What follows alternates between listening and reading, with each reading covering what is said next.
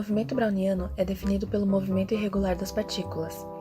Ele foi descoberto pelo botânico britânico Robert Brown em 1827, quando ele observou partículas de pólen se movendo em água sob o microscópio.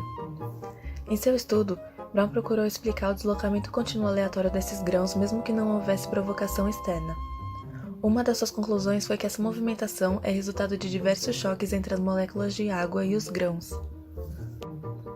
Em 1905, Einstein publicou um artigo chamado Sobre o movimento requerido pelos pequenos elementos de matéria da radiação, onde explicou por meio da teoria cinética dos gases o movimento browniano.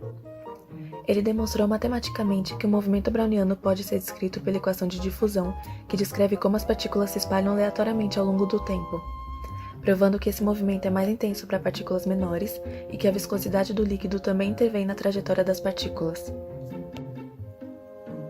Hoje em dia, por conta do surgimento de softwares avançados, é possível realizar simulações sobre o movimento browniano. Entretanto, é mais difícil achar experimentos práticos sobre ele. Por conta disso, essa é a nossa proposta. O nosso projeto consiste em observar o movimento de partículas de tapioca em uma placa de Chladni e determinar se ele é browniano.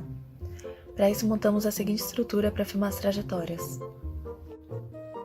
Após testar 4 tipos de grãos, que foi açúcar, tapioca, café e areia, nós concluímos que o melhor para nossa análise é o de tapioca, por serem partículas relativamente grandes para observação, porém mais leves e com um bom contraste com a placa preta.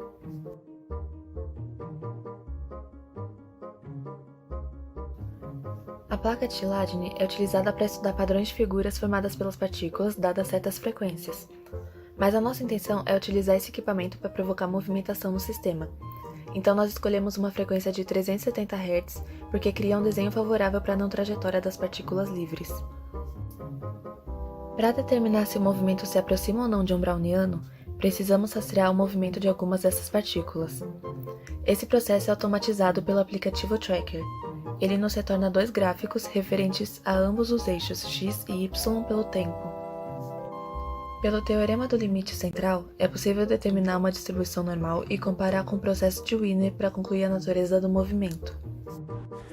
Em ambos os gráficos, temos uma grande alternância entre o movimento no sentido mais x e menos x de forma aleatória. Averiguar a posição em dado instante t não é o suficiente para fazer afirmações sobre o movimento, mas a partir deste gráfico podemos ver que a partícula vai e volta em torno da posição de partida, e isso explica o caráter randômico do movimento browniano. Concluímos que, apesar das limitações, a placa de Chladni foi capaz de nos mostrar a essência do movimento browniano, e concluímos que o movimento das partículas de tapioca na placa de Chladni é essencialmente browniano.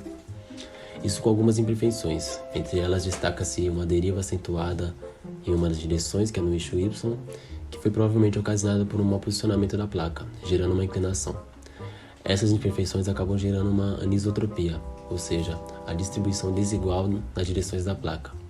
Entretanto, podemos chegar nos resultados convenientes e acreditamos que esse experimento pode ser utilizado como uma ferramenta ilustrativa didática do movimento browniano.